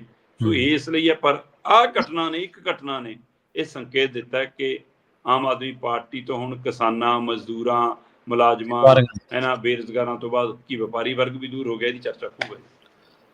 ਜਿਹੜੇ ਤੁਸੀਂ ਪੰਡਾਲ 'ਚ ਬਿਠਾਈ ਰੱਖੇ, ਤੁਸੀਂ ਕੀ ਸੋਚਦੇ ਹੋ ਅਗਲੀ ਵਾਰੀ ਉਹ ਆ ਜਾਣਗੇ? ਇੱਕ ਵਾਰੀ ਬੰਦਾ ਚਲੋ ਐਂਟਰ ਹੋ ਗਿਆ, ਉਹਨੂੰ ਬੰਨ ਕੇ ਤਾਂ ਬਿਠਾ ਲਿਆ ਤੁਸੀਂ, ਪਰ ਅਗਲੀ ਵਾਰੀ ਕੀ ਕਰੋਗੇ? ਅਗਲੀ ਵਾਰੀ ਕੀ ਹੱਲ ਹੈ? ਪਰ ਪ੍ਰਭਾਵ ਸਿਰਜਿਆ, ਨੈਰੇਟਿਵ ਸਿਰਜਿਆ ਗਲਤ ਕਿ ਵਪਾਰੀ ਵਰਗ ਦੇ ਲਈ ਕੀਤਾ। ਵਪਾਰੀ ਵਰਗ ਨੂੰ ਵੀ ਪਤਾ, ਇੰਨਾ ਕੋਈ ਕਮਲਾ ਨਹੀਂ ਗਾ ਕਿ ਤੁਸੀਂ 4 ਬਿਆਨ ਦੇ ਦਿੱਤੇ ਉਹਦੇ ਨਾਲ ਲੋਕ ਤੁਹਾਡੇ ਵਾਲੇ ਪਾਸੇ ਹੋ ਗਏ। ਵਪਾਰੀ ਵਰਗ ਨੂੰ ਵੀ ਪਤਾ ਵੀ ਕਿੰਨਾ ਕੰਮ ਹੋਇਆ ਤੇ ਕਿੰਨਾ ਕੁ ਹੋਣ ਵਾਲਾ, ਤੇ ਉਹਨਾਂ ਨੂੰ ਇਹ ਵੀ ਪਤਾ ਵੀ ਜੇ ਇਨਵੈਸਟਮੈਂਟ ਆਊਗੀ ਤੇ ਉਹ ਕਿਹੜੇ ਕਾਰਨਾਂ ਨਾਲ ਆਊਗੀ ਤੇ ਕਿੰਨਾ ਕੁ ਸਾਡਾ। ਪ੍ਰਵੀਨ ਜੀ, ਜਿਹੜੀ ਗੱਲ ਤੁਸੀਂ ਕਹਿ ਰਹੇ ਸੀਗੇ ਕਿ ਜਦੋਂ ਸ਼ੰਭੂ ਖਨੌਰੀ ਤੋਂ ਚੱਕੇ ਤਾਂ ਇਹ ਕਹਿ ਕੇ ਚੱਕੇ ਕਿ ਜੀ ਪੰਜਾਬ ਦਾ ਵਪਾਰੀ ਵਰਗ ਨਾਰਾਜ਼ ਹੈ, ਜਾਂ ਮਤਲਬ ਕਿ ਉਹਨਾਂ ਦੀ ਇਨਵੈਸਟਮੈਂਟ ਰੁਕ ਗਈ, ਕਾਰੋਬਾਰ ਠੱਪ ਹੋ ਗਏ ਜੀ, ਫਿਰ ਤਾਂ ਨਾਭੇ ਦਾ ਹਰ ਦੁਕਾਨਦਾਰ ਤੁਹਾਡੇ ਲਈ ਗੁਲਦਸਤਾ ਲੈ ਕੇ ਖੜਾ ਹੁੰਦਾ, ਘੱਟੋ ਘੱਟ ਖੜਾ ਹੁੰਦਾ। ਬਿਲਕੁਲ ਸਹੀ। ਹਰ ਫੈਕਟਰੀ ਵਾਲਾ, ਛੋਟੇ ਬੜੇ ਉਦਯੋਗ ਵਾਲਾ ਉਹ ਖੜਾ ਹੁੰਦਾ। ਉਹ ਜੇ ਅਗਰਵਾਲ ਭਾਈਚਾਰਾ ਆਪਣੇ ਸਮਾਗਮ 'ਚ ਪੂਰਾ ਨਹੀਂ ਆ ਰਿਹਾ ਤੇ ਬਾਕੀਆਂ ਨੇ ਤਾਂ ਕੀ ਆਉਣਾ ਸੀ। ਇਸ ਲਈ ਇਹਨਾਂ ਨੂੰ ਅੰਦਾਜ਼ਾ ਤਾਂ ਲਾਉਣਾ ਚਾਹੀਦਾ। ਬਿਲਕੁਲ। ਅਗਲੀ ਗੱਲ ਕਰ ਲਈਏ ਸ਼ਰਮਾ ਜੀ, ਪੰਜਾਬ ਸਰਕਾਰ ਦੀ ਕੋਈ ਇਹਨਾਂ ਨੇ ਸ੍ਰੀ ਦਰਬਾਰ ਸਾਹਿਬ ਦੀ ਕੋਈ ਤਸਵੀਰ ਜਿਹੜੀ ਆ ਉਹ ਵਰਤੀ ਹੈ ਤੇ ਉਸ ਮਾਮਲੇ ਦੇ ਵਿੱਚ AI ਦਾ ਸਹਾਰਾ ਲਿਆ ਸੀਗਾ, ਪਰ ਹੁਣ ਪੰਜਾਬ ਸਰਕਾਰ ਘਿਰ ਗਈ ਹੈ ਕਸੂਤੀ ਜੀ। ਬਿਲਕੁਲ ਜੀ। ਇੱਕ ਸਾਰੀਆਂ ਅਖਬਾਰਾਂ 'ਚ, ਮੀਡੀਆ ਅਦਾਰਿਆਂ 'ਚ ਪੂਰੇ ਪੰਨਿਆਂ ਦੇ ਇਸ਼ਤਿਹਾਰ ਦਿੱਤੇ ਇਹਨਾਂ ਨੇ। 2 ਇਤਿਹਾਸਕ ਦਿਹਾੜੇ, 2 ਮਹਾਨ ਵਿਰਾਸਤਾਂ। ਆਪਣੇ ਸੁਝਾਅ ਭੇਜੋ ਤੇ ਦੱਸੋ ਪੰਜਾਬ ਸਰਕਾਰ ਇਹਨਾਂ ਪਾਵਨ ਦਿਹਾੜਿਆਂ ਨੂੰ ਵਿਸ਼ਾਲ ਰੂਪ 'ਚ ਕਿਸ ਤਰ੍ਹਾਂ ਮਨਾਵੇ। ਸ਼੍ਰੀ ਗੁਰੂ ਤੇਗ ਬਹਾਦਰ ਜੀ ਦਾ 350ਵਾਂ ਸ਼ਹੀਦੀ ਦਿਹਾੜਾ, ਸ਼੍ਰੀ ਅੰਮ੍ਰਿਤਸਰ ਸਾਹਿਬ ਦਾ 450ਵਾਂ ਸਥਾਪਨਾ ਦਿਵਸ। ਸੋ ਇੱਕ ਪਾਸੇ ਸ਼੍ਰੀ ਗੁਰੂ ਤੇਗ ਬਹਾਦਰ ਜੀ ਦੀ ਤਸਵੀਰ ਲਾਈ, ਦੂਏ ਪਾਸੇ ਦਰਬਾਰ ਸਾਹਿਬ ਦੀ ਜਿਹੜੀ ਤਸਵੀਰ ਲਾਈ ਉਹਦੇ ਨਾਲ ਛੇੜਛਾੜ। ਸੋ ਇਹਨਾਂ ਨੇ ਕੀਤਾ ਕਿ ਦੋਏ ਫੋਟੋਆਂ ਮਤਲਬ ਕੱਢ ਲੀਆਂ ਜਿਹੜੀਆਂ ਓਰੀਜਨਲ ਬਣੀਆਂ ਹੋਈਆਂ ਸੀਗੀਆਂ। ਜਿਵੇਂ ਸ਼੍ਰੀ ਗੁਰੂ ਤੇਗ ਬਹਾਦਰ ਜੀ ਦੀ ਤਸਵੀਰ ਜਿਹੜੀ ਪ੍ਰਚਲਿਤ ਤਸਵੀਰ ਆ, ਵੈਸੇ ਤਾਂ ਸਿੱਖ ਧਰਮ ਦੇ ਵਿੱਚ ਤਸਵੀਰ ਦੀ ਕੋਈ ਸਥਾਨ ਨਹੀਂ ਹੈਗਾ, ਬਿਲਕੁਲ ਸਹੀ, ਪਰ ਉਹਦੇ ਬਾਵਜੂਦ ਇੱਕ ਤਸਵੀਰ ਜਿਹੜੀ ਪ੍ਰਚਲਿਤ ਹੈ, ਚੱਲ ਰਹੀ ਹੈ ਨਾ, ਉਹ ਤਸਵੀਰਾਂ ਦੇ ਵਿੱਚੋਂ ਇਹਨਾਂ ਨੇ ਤਸਵੀਰ ਕੱਢ ਕੇ ਉਹਦਾ ਪਿਛਲੀ ਸਾਰੀ ਬੈਕਡੋਰ ਬਦਲ ਲਈ, ਸਾਰਾ ਕੁਝ ਬਦਲਿਆ। ਉਸੇ ਤਰ੍ਹਾਂ ਇਹਨਾਂ ਨੇ ਦਰਬਾਰ ਸਾਹਿਬ ਦੇ ਵਿੱਚ ਵੀ ਇਹੀ ਕੀਤਾ ਕਿ ਦਰਬਾਰ ਸਾਹਿਬ ਦੀ ਅਸਲੀ ਫੋਟੋ ਜਿਹੜੀ ਮਤਲਬ ਕਿ ਇਹਨਾਂ ਦੇ ਲੋਕ ਸੰਪਰਕ ਦੇ ਕਿੰਨੇ ਫੋਟੋਗ੍ਰਾਫਰਾਂ ਨੇ ਖਿੱਚੀਆਂ ਹੋਈਆਂ ਨੇ, ਉਹਨਾਂ ਦੇ ਇਹਨਾਂ ਦੇ ਬੈਂਕ 'ਚ ਸੈਂਕੜਿਆਂ ਫੋਟੋਆਂ ਉਹਨਾਂ ਦੇ ਕੰਪਿਊਟਰਾਂ 'ਚ ਪਈਆਂ ਨੇ ਲੋਕ ਸੰਪਰਕ ਦੀ, ਉੱਥੋਂ ਲੈਣ ਦੀ ਬਜਾਏ, ਜਾਂ ਅੰਮ੍ਰਿਤਸਰ ਖੇਤਰ ਦੇ ਸਾਡੇ ਜਾਂ ਹੋਰ ਮੀਡੀਆ ਅਦਾਰਿਆਂ ਦੇ ਚੰਗੇ ਨਾਮੀ ਗ੍ਰਾਮੀ ਫੋਟੋਗ੍ਰਾਫਰਾਂ ਤੋਂ ਲੈਣ ਦੀ ਬਜਾਏ, ਹੋਰ ਛੱਡੋ ਗੂਗਲ ਤੇ ਅਸਲੀ ਫੋਟੋਆਂ ਬਹੁਤ ਪਈਆਂ ਨੇ, ਉਹ ਫੋਟੋ ਲੈਣ ਦੀ ਬਜਾਏ ਇਹਨਾਂ ਨੇ ਫੋਟੋ ਕਿਹੜੀ ਚੁਣੀ, ਕਿਵੇਂ ਚੁਣੀ, ਇਸ ਦਾ ਕਿਸੇ ਨੂੰ ਨਹੀਂ ਪਤਾ ਜੀ। ਪਰ ਉਹਦੇ ਵਿੱਚ ਮਤਲਬ ਕਿ ਸਾਰਾ ਕੁਝ ਫੇਡ ਆਊਟ ਕਰਤਾ। ਆਕਾਸ਼ ਵੀ ਨਕਲੀ, ਧਰਾਤਲ ਵੀ ਨਕਲੀ ਹੈ ਨਾ, ਸਰੋਵਰ ਤੇ ਵੀ ਫੇਡ ਆਊਟ, ਸੰਗਤ ਆਉਂਦੀ ਜਾਂਦੀ ਵੀ ਫੇਡ ਆਊਟ। ਆਹ ਤਸਵੀਰ ਹੈ ਜੀ, ਆ ਪੂਰੇ ਪੇਜ ਦਾ ਇਸ਼ਤਿਹਾਰ ਹੈ। ਅੱਛਾ, ਆ ਦੇਖ। ਸੋ ਆ ਤਸਵੀਰ ਲਾਈ, ਇਹਦੇ ਵਿੱਚ ਸਾਰਾ ਕੁਝ ਮਤਲਬ ਕਿ ਬਦਲ ਕੇ ਰੱਖਤਾ ਇਹਨਾਂ ਨੇ। ਆ ਦੇਖੋ, ਸਾਰਾ ਥੱਲੇ ਫੇਡ ਆਊਟ ਕਰਤਾ, ਨਾ ਕੋਈ ਦਿਖਦਾ। ਸੋ ਇਹ ਤਸਵੀਰ ਤੋਂ ਲੈ ਕੇ ਫਿਰ ਇਤਰਾਜ਼ ਹੋਇਆ, ਔਰ ਤਕਨੀਕੀ ਮਾਹਿਰਾਂ ਦਾ ਕਹਿਣਾ ਕਿ ਜੀ ਇਹ AI ਨਾਲ ਤਿਆਰ ਫੋਟੋ ਹੈ। ਤੁਸੀਂ SGPC ਤੋਂ ਹੀ ਮੰਗ ਲੈਂਦੇ ਭਾਈ, ਜੇ ਹੋਰ ਨਹੀਂ ਸੀ ਜੀ ਤੁਸੀਂ ਆਪਣੇ ਫੋਟੋਗ੍ਰਾਫਰ ਨੂੰ ਭੇਜ ਕੇ ਕਰਵਾ ਲੈਂਦੇ। ਅਸਲ 'ਚ ਇਹ ਲੋਕ ਸੰਪਰਕ ਪਾ ਕੇ ਜਾਰੀ ਜ਼ਰੂਰ ਕਰਦਾ, ਉਹਨਾਂ ਦੇ ਨਾਂ ਹੀ ਜਾਰੀ ਜ਼ਰੂਰ ਹੁੰਦੀ ਹੈ, ਪਰ ਇਹ ਤਿਆਰ ਦਿੱਲੀ ਤੋਂ ਹੁੰਦਾ ਸਾਰਾ ਕੁਝ, ਪ੍ਰੈਸ ਨੋਟ ਤੋਂ ਲੈ ਕੇ ਸਾਰਾ ਕੁਝ। ਤਾਂ ਹੀ ਆਪਾਂ ਗੱਲ ਕਰਦੇ ਸੀ ਨਾ ਕਿ ਅੰਗਰੇਜ਼ੀ 'ਚ ਪਹਿਲਾਂ ਪ੍ਰੈਸ ਨੋਟ ਬਣਦਾ, ਫਿਰ ਹਿੰਦੀ 'ਚ ਬਣਦਾ, ਫਿਰ ਪੰਜਾਬੀ ਦੀ ਵਾਰੀ ਆਉਂਦੀ ਹੈ, ਫਿਰ ਪੰਜਾਬੀ ਵਾਲਿਆਂ ਨੂੰ ਕਹਿੰਦੇ ਕਿ ਹੁਣ ਤੁਸੀਂ ਅਨੁਵਾਦ ਕਰ ਲਓ, ਕਿਉਂਕਿ ਦਿੱਲੀ 'ਚੋਂ ਬਣਨਾ, ਦਿੱਲੀ 'ਚੋਂ ਪਾਸ ਹੋਣਾ। ਸੋ ਜੇ ਉਰੇ ਬਣਾ ਵੀ ਦਊਗਾ ਤਾਂ ਵੀ ਦਿੱਲੀ ਵਾਲਿਆਂ ਨੇ ਪਾਸ ਕਰਨਾ, ਤੇ ਜੇ ਪਾਸ ਉਹਨੇ ਕਰਨਾ ਇਸ ਲਈ ਪਹਿਲਾਂ ਹਿੰਦੀ ਤੇ ਅੰਗਰੇਜ਼ੀ 'ਚ ਬਣਾਉਂਦੇ ਨੇ। ਉਸੇ ਤਰ੍ਹਾਂ ਇਸ਼ਤਿਹਾਰ ਦਿੱਲੀ ਵਾਲੇ ਪਾਸ ਕਰਦੇ ਨੇ। ਤੁਹਾਨੂੰ ਯਾਦ ਹੋਣਾ, ਸ਼ੁਰੂ 'ਚ ਵੀ ਆਮ ਆਦਮੀ ਪਾਰਟੀ ਨੇ ਇੱਕ ਬਹੁਤ ਵੱਡੀ ਗਲਤੀ ਕੀਤੀ ਸੀ। ਆਮ ਬੱਚੇ ਨੂੰ ਵੀ ਸਮਝ ਹੁੰਦੀ ਆ, ਤੇ ਤੁਸੀਂ ਇਹਦਾ ਮਤਲਬ ਸਮਝ ਤੋਂ ਕੋਹਾਂ ਦੂਰ ਹੋ। ਦਰਬਾਰ ਸਾਹਿਬ ਦੀ ਫੋਟੋ ਨਾਲ ਸਭ ਤੋਂ ਪਹਿਲਾਂ ਝਾੜੂ ਲਾਤਾ ਸੀ ਨਾਲ, ਜੀ ਜੀ ਬਿਲਕੁਲ, ਬਹੁਤ ਵਿਵਾਦ ਹੋਇਆ ਸੀ ਉਹਦਾ ਵੀ। ਸੋ ਅੱਜ ਫਿਰ ਤੁਸੀਂ ਇੱਕ ਮਤਲਬ ਗਲਤ ਹਰਕਤ ਕਰ ਰਹੇ ਹੋ। ਓਰੀਜਨਲ ਤਸਵੀਰ, ਅਸਲੀ ਤਸਵੀਰ ਹੈ ਨਾ, ਉਹ ਰੂਹਾਨੀਅਤ ਵਾਲੀ ਪੂਰੀ ਤਸਵੀਰ ਲਾਉਣ ਦੀ ਬਜਾਏ ਤੁਸੀਂ ਉਹਦੇ ਨਾਲ ਆਪਣੀ ਕਲਾਕਾਰੀ ਦਿਖਾ ਕੇ ਜਿਹੜੀ ਤਸਵੀਰ ਲਾਈ ਆ, ਉਹਦੇ ਉੱਤੇ SGPC ਨੇ ਇਤਰਾਜ਼ ਜਤਾਇਆ। ਉਹਨਾਂ ਨੇ ਪੰਜਾਬ ਸਰਕਾਰ ਨੂੰ ਚੇਤਾਵਨੀ ਦਿੱਤੀ ਔਰ ਉਹਨਾਂ ਨੇ ਇਹ ਵੀ ਬੇਨਤੀ ਕੀਤੀ ਹੈ ਕਿ ਪੰਜਾਬ ਸਰਕਾਰ ਇਹਨਾਂ ਦਿਹਾੜਿਆਂ ਨੂੰ ਜੇ ਮਨਾਉਣਾ ਚਾਹੁੰਦੀ ਹੈ ਤਾਂ SGPC ਨਾਲ ਮਿਲ ਕੇ ਆ ਜਾਵੇ, ਸਾਡੇ ਨਾਲ ਸੰਪਰਕ ਸਾਧ ਲਵੇ, ਹੈ ਨਾ। ਦੂਸਰੇ ਪਾਸੇ ਉਹ ਕਹਿੰਦੇ ਕਿ ਦਿਹਾੜੇ ਮਨਾ ਲਾਂਗੇ ਅਸੀਂ, ਹੈ ਨਾ, ਧਾਰਮਿਕ ਆਯੋਜਨ ਲਈ ਅਸੀਂ ਹੈਗੇ ਹਾਂ। ਤੁਸੀਂ ਜੇ ਕਰਨਾ ਤਾਂ ਜੇ ਤੁਹਾਨੂੰ ਸੱਚਮੁੱਚ ਇਹਨਾਂ ਦਿਹਾੜਿਆਂ ਦਾ ਮੋਹ ਹੈ, ਸਤਿਕਾਰ ਹੈ ਨਾ, ਅਕੀਦਤ ਹੈ, ਤਾਂ ਤੁਸੀਂ ਘੱਟੋ ਘੱਟ ਉਹਨਾਂ ਪਵਿੱਤਰ ਨਗਰਾਂ ਨੂੰ ਹੀ ਸੁੰਦਰ ਬਣਾ ਦਿਓ, ਉਹਨਾਂ ਦੇ ਵਿਕਾਸ ਲਈ ਹੀ ਕੰਮ ਕਰ ਦਿਓ, ਉਹਦੇ ਸਥਾਨਕ ਕਾਰਜ ਨੇ ਜਿਹੜੇ ਅੜੇ ਹੋਏ ਉਹਨਾਂ ਨੂੰ ਮੁਕੰਮਲ ਕਰ ਦਿਓ, ਇਸ ਰੂਪ ਚ ਆ ਜਾਓ। ਸੋ ਸਰਕਾਰ ਆਪਣਾ ਕੰਮ ਕਰੇ, ਨਾ ਕਿ ਉਹ ਕਹਿੰਦੇ SGPC ਵਾਲੇ ਕੰਮ ਕਰੇ। ਸੋ ਇਸ ਦੀ ਵੈਸੇ ਬਾਦਲਾਂ ਨੇ ਵੀ ਤਾਂ ਸਾਰਾ ਕੁਝ ਕੀਤਾ, ਜਦੋਂ ਆਪਣੀ ਸਰਕਾਰ ਸੀ ਫਿਰ ਸਾਰਾ ਕੁਝ ਬਾਦਲ ਸਰਕਾਰ ਕਰਦੀ ਸੀ, ਜੀ ਜੀ, ਹੈ ਨਾ। ਹਾਂ, ਪਰ ਆਹ ਤਸਵੀਰ ਲਾਉਣ ਵਾਲਾ ਵਰਤਾਰੇ ਨੇ ਇਹਨਾਂ ਨੂੰ ਸਵਾਲਾਂ ਦੇ ਘੇਰੇ ਚ ਲਿਆਤਾ ਔਰ SGPC ਨੇ ਇਤਰਾਜ਼ ਪ੍ਰਗਟਾਇਆ ਔਰ ਉਹਨਾਂ ਨੂੰ ਮਾਫੀ ਮੰਗਣ ਲਈ, ਤਸਵੀਰ ਵਾਪਸ ਲੈਣ ਲਈ ਬੇਨਤੀ ਕੀਤੀ ਹੈ। ਤੇ ਅੱਗੇ ਉਹਨਾਂ ਨੇ ਸਲਾਹ ਦਿੱਤੀ ਹੈ ਕਿ ਘੱਟੋ ਘੱਟ ਕਿਸੇ ਨਾਲ ਸਲਾਹ ਮਸ਼ਵਰਾ ਕਰ ਲਿਆ ਕਰੋ ਜੇ ਇਜਾਜ਼ਤ ਦੇਣਾ ਹੋਵੇ। ਸੋ ਪੰਜਾਬ ਸਰਕਾਰ ਬਿਲਕੁਲ ਘਿਰੀ ਹੈ ਜੀ ਇਸ ਇਸ਼ਤਿਹਾਰਬਾਜ਼ੀ ਦੇ ਰੂਪ ਚ। ਜੀ ਦੇਖ ਲਓ ਤੁਸੀਂ ਸ਼ਰਮਾ ਜੀ, ਕਮਾਲ ਦੀ ਗੱਲ ਆ ਵੀ ਸਰਕਾਰਾਂ ਕੋਲੇ ਥਿੰਕ ਟੈਂਕ ਹੁੰਦੇ ਆ, ਸਰਕਾਰਾਂ ਕੋਲੇ ਇਹਨਾਂ ਕੰਮਾਂ ਦੇ ਲਈ ਅਮਲਾ ਫਾਲਾ ਹੁੰਦਾ, ਤੇ ਸਾਰੇ ਅਮਲੇ ਫਾਲੇ ਦੇ ਵਿੱਚੋਂ ਇੱਕ ਵੀ ਬੰਦਾ ਹੈ ਨਹੀਂ ਰਾਏ ਦੇਣ ਵਾਲਾ ਜਿਹੜਾ ਇਹਨਾਂ ਨੂੰ ਸਿੱਧੇ ਰਾਹ ਪੈਣ ਦੀ ਰਾਏ ਦੇ ਦੇਵੇ। ਨਹੀਂ ਪ੍ਰਵੀਨ ਜੀ, ਕਈ ਵਾਰ ਇਹ ਹੁੰਦਾ ਕਿ ਜੇ ਬੰਦਾ ਰਾਏ ਦਿੰਦਾ ਵੀ ਹੋਵੇ, ਪਹਿਲਾਂ ਅਗਲੇ ਨੇ 2-4 ਵਾਰ ਦਿੱਤੀ ਹੋਵੇ, ਅਗਲੇ ਸੁਣਦੇ ਹੀ ਨਾ ਹੋਣ, ਫਿਰ ਅਗਲਾ ਚੁੱਪ ਕਰ ਦਿੱਤੀ ਜਾਂਦੀ ਹੈ, ਅਗਲਾ ਕਹਿੰਦਾ ਕਿ ਭੁਗਤੋ, ਫਿਰ ਆਪਾਂ ਨਹੀਂ ਦਿੰਦੇ, ਕਈ ਵਾਰ ਇਹ ਵੀ ਹੁੰਦਾ। ਜੀ ਸਹੀ ਹੈ।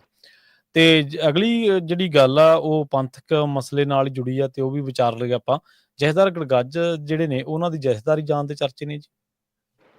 ਪ੍ਰਵੀਨ ਜੀ ਬਿਲਕੁਲ, ਜੇ ਕਿਤੇ ਅੱਗ ਲੱਗਦੀ ਹੈ ਤਾਂ ਹੀ ਧੂੰਆਂ ਆਉਂਦਾ, ਤੋ ਇਸ ਲਈ ਜੇ ਚਰਚਾ ਹੈਗੀ ਹੈ ਤਾਂ ਕੁਛ ਤਾਂ ਗੱਲ ਹੈਗੀ ਆ, ਔਰ ਇਹਦੇ ਪਿੱਛੇ ਕਾਰਨ ਉਹੀ ਹੈ ਤਖਤਾਂ ਦੇ ਟਕਰਾਅ ਵਾਲਾ ਪਹਿਲੂ।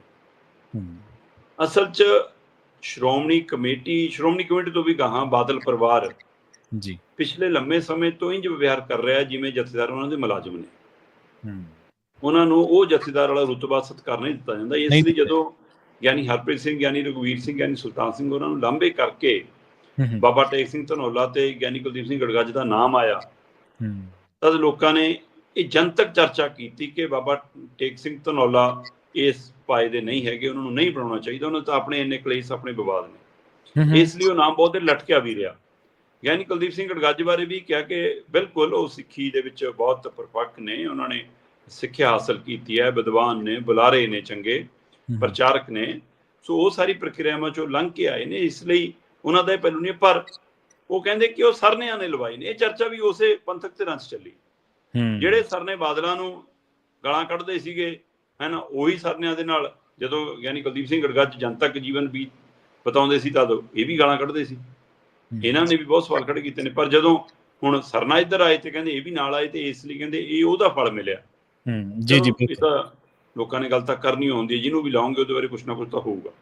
ਹੁਣ ਗਿਆਨੀ ਕੁਲਦੀਪ ਸਿੰਘ ਗੜਗੱਜ ਹੋਰਾਂ ਨੇ ਆਪਣੇ ਆਪ ਨੂੰ ਪ੍ਰਵਾਨਤ ਚੜਾਉਣ ਦੇ ਲਈ ਸਾਰੀ ਪ੍ਰਕਿਰਿਆ ਅਪਣਾਈ ਕਿ ਘਰਾਂ 'ਚ ਜਾ, ਮੁਲਾਕਾਤਾਂ ਕਰ, ਸਿੱਖ ਪਰਿਵਾਰਾਂ ਨਾਲ ਦਸਤਾਰਬੰਦੀਆਂ ਕਰ, ਦਸਤਾਰਾਂ ਭੇਟ ਕਰ, ਦਸਤਾਰ ਲੈ, ਸਰੋਪਾ ਦੇ, ਤੇ ਕਈਆਂ ਨੂੰ ਜਿੱਥੇ ਵੀ ਮਿਲਦੇ ਸੀ ਉਹਨਾਂ ਨੂੰ ਅਪੀਲ ਕਰਕੇ ਸਿੱਖ ਨਾਲ ਜੁੜੋ।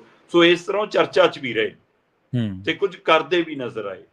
ਪਰ ਜਦੋਂ ਆ ਪਿਛਲੇ ਦਿਨੀ ਉਹਨਾਂ ਨੇ ਪੰਜ ਸਿੰਘ ਸਾਹਿਬਾਨਾਂ ਦੀ ਬੈਠਕ 'ਚ ਸ਼੍ਰੀ ਅਕਾਲ ਤਖਤ ਸਾਹਿਬ ਤੋਂ ਫੈਸਲੇ ਸੁਣਾਏ, ਤਦ ਇਹ ਚਰਚਾ ਤੁਰੀ ਕਿ ਜਿਹੜੇ ਇਹਨਾਂ ਨੂੰ ਮੁਲਾਜ਼ਮ ਮੰਨਦੇ ਨੇ ਜਥੇਦਾਰਾਂ ਨੂੰ, ਹਾਂਜੀ, ਹੈ ਨਾ, ਉਹਨਾਂ ਵੱਲੋਂ ਇੱਕ ਹੁਕਮ ਚੜਿਆ ਹੋਊਗਾ ਕਿ ਆਹ ਕਰ ਦਿਓ ਜੀ, ਜਥੇਦਾਰ ਗੌਹਰ ਜਿਹੜੇ ਰਹੇ ਨੇ ਉਹਨਾਂ ਦਾ ਕੰਮ ਸੰਭਾਲੋ ਜੀ, ਕਰੋ ਜੀ ਮਾਫੀ ਉਹਨਾਂ ਦੀ, ਹੁਣ ਬਹੁਤ ਸਾਡਾ ਗੁਣਗਾਨ ਕੀਤਾ ਉਹਨਾਂ ਨੇ, ਹੈ ਨਾ, ਚਲੋ ਜੀ ਆਹ ਭਾਈ ਰਣਜੀਤ ਸਿੰਘ ਢੱਡਰੀਆਂ ਨੂੰ ਲਿਆਓ ਜੀ ਨੇੜੇ, ਫਿਰ ਜੇ ਧੂੰਮਾਂ ਨਹੀਂ ਗੱਲ ਆਉਂਦੀ ਬਣਦੀ, ਹੈ ਨਾ। ਇਹ ਸਾਰੀ ਪ੍ਰਕਿਰਿਆ ਉੱਥੋਂ ਹਾਮੀ ਤੋਂ ਬਿਨਾਂ ਨਹੀਂ ਹੋਈ।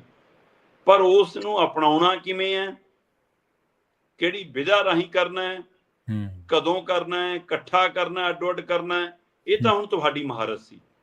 ਸੋ ਜਿੱਦਾਂ ਹੀ ਇਹਨਾਂ ਨੇ ਸਾਰਾ ਕੁਝ ਇਕੱਠਾ ਕੀਤਾ, ਗਿਆਨੀ ਗੁਰਮੁਖ ਸਿੰਘ ਵਾਲਾ ਮਾਮਲਾ ਵੀ, ਰਣਜੀਤ ਸਿੰਘ ਢੱਡਰੀ ਵਾਲਾ ਮਾਮਲਾ ਵੀ, ਸਰਨੇ ਭਰਾ ਵਾਲਾ ਮਾਮਲਾ ਵੀ, ਹੈ ਨਾ, ਆਹ ਜਥੇਦਾਰ ਗੌਹਰ ਵਾਲਾ ਮਾਮਲਾ, ਉਹ ਸਾਰੇ ਮਾਮਲੇ ਪੰਥ ਚਰਚਾ ਹੋ ਗਈ ਕਿ ਕੋਈ ਵੀ ਸਿੱਧਾ ਕੰਮ ਨਹੀਂ, ਇਹ ਤਾਂ ਵਿਵਾਦਤ ਕੰਮ ਕਰ ਲਏ ਜੀ, ਤਾਂ ਆਹ ਕਰ ਲਏ ਜੀ, ਇਹ ਤਾਂ ਦੂਸਰੇ। ਅੱਛਾ, ਹੁਣ ਜੇ ਪਟਨਾ ਸਾਹਿਬ ਤੋਂ ਆਇਆ ਫੈਸਲਾ ਤਾਂ ਉਹ ਸਾਰਿਆਂ ਦੀ ਨਜ਼ਰੀ ਇਹੀ ਹੈ ਕਿ ਉਹ ਜਥੇਦਾਰ ਗੌਹਰ ਕਰਕੇ ਆਇਆ ਕਿ ਉੱਥੋਂ ਹੋਇਆ ਫੈਸਲਾ ਇੱਥੇ ਪਲਟਿਆ ਗਿਆ, ਬਿਨਾਂ ਸਹਿਮਤੀ ਤੋਂ ਪਲਟਿਆ ਗਿਆ, ਬਿਨਾਂ ਉਹਨਾਂ ਰਾਏ ਮਸ਼ਵਰੇ ਤੋਂ ਪਲਟਿਆ ਗਿਆ। ਇਸ ਲਈ ਉਹਨਾਂ ਨੇ ਜੀ ਜਥੇਦਾਰ ਦੋਨਾਂ ਨੂੰ ਤਨਖਾਹੀਆ ਕਰਾਰ ਦਿੱਤਾ, ਸੁਖਬੀਰ ਬਾਦਲ ਨੂੰ ਤਲਬ ਕਰ ਲਿਆ।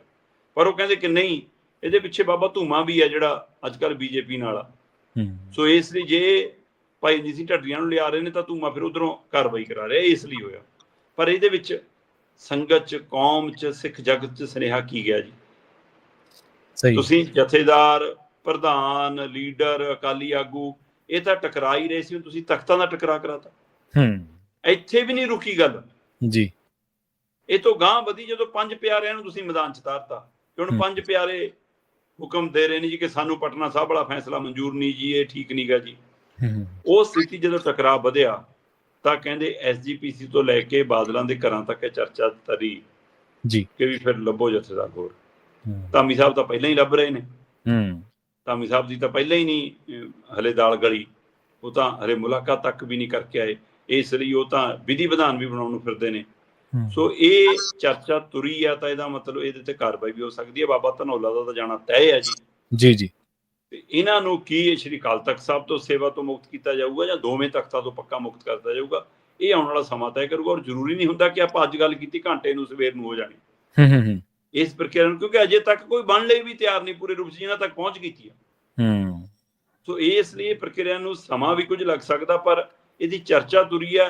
ਉਸ ਚਰਚਾ ਨੂੰ ਮੱਠੀ ਕਰ ਸਕਦੇ ਨੇ ਗਿਆਨੀ ਕੁਲਦੀਪ ਸਿੰਘ ਗੜਗੱਜ, ਜਾਂ ਉਸ ਚਰਚਾ ਨੂੰ ਦੂਜੀਆਂ ਧਿਰਾਂ ਜਿਹੜੀਆਂ ਹਟਾਉਣਾ ਚਾਹੁੰਦੀਆਂ ਨੇ ਉਹ ਵੱਧ ਤਾਕਤ ਦੇ ਸਕਦੀਆਂ ਨੇ। ਇਹ ਆਉਣ ਵਾਲੇ ਸਮੇਂ ਦੇ ਵਿੱਚ ਕਿਸੇ ਪਾਸੇ ਨੂੰ ਵੀ ਮੋੜਾ ਖਾ ਸਕਦੀ ਹੈ। ਅੱਜ ਦੀ ਤਰੀਕ 'ਚ ਚਰਚਾ ਇਹ ਹੈ ਕਿ ਜਥੇਦਾਰ ਗੜਗੱਜ ਸਾਹਿਬ ਦੀ ਜਥੇਦਾਰੀ ਨੂੰ ਖਤਰਾ ਖੜਾ ਹੋ ਗਿਆ। ਹਾਂਜੀ, ਦੇਖੋ ਇੱਕ ਫੈਸਲਾ ਹੋ ਜੇ, ਚਲੋ 2 ਹੋ ਜਾਣ, 3 ਹੋ ਜਾਣ, ਜਦੋਂ ਕੋਈ ਵੀ ਫੈਸਲਾ ਤੁਹਾਡਾ ਪ੍ਰਵਾਨ ਨਹੀਂ ਚੜ ਰਿਹਾ ਫਿਰ ਤਾਂ ਤੁਹਾਡੇ ਬਾਰੇ ਤੇ ਤੁਹਾਨੂੰ ਆਪਣੇ ਬਾਰੇ ਸੋਚਣਾ ਤਾਂ ਪੈਂਦਾ ਹੀ ਹੈ ਨਾ, ਵਿਚਾਰ ਤਾਂ ਕਰਨੀ ਪੈਂਦੀ ਹੈ। ਸ਼ਰਮਾ ਜੀ, ਜਾਂਦੇ ਗੱਲ ਕਰੀਏ ਦਿੱਲੀ ਦੀ ਹਵਾ ਦੇ ਬਾਰੇ, ਤੇ ਇੱਥੇ ਤਾਂ ਹਾਲੇ ਝੋਨਾ ਲੱਗਣਾ ਸ਼ੁਰੂ ਵੀ ਨਹੀਂ ਹੋਇਆ ਤੇ ਇਹ ਦਿੱਲੀ ਦੀ ਹਵਾ ਕਹਿੰਦੇ ਫੇਰ ਖਰਾਬ ਹੋ ਗਈ। ਪ੍ਰਵੀਨ ਜੀ, ਦਿੱਲੀ ਦੀ ਹਵਾ ਤਾਂ ਵੈਸੇ ਖਰਾਬ ਰਹਿੰਦੀ ਆ ਸਹੀ ਗੱਲ ਹੈ। ਦਿੱਲੀ ਨੇ ਕਦ ਕਿਸੇ ਨਾਲ ਬਰਾਬਰ ਦਾ ਸਲੂਕ ਕੀਤਾ, ਉਹਦੀ ਹਵਾ ਤਾਂ ਵਿਗੜੀ ਹੋ ਰਹਿੰਦੀ ਆ।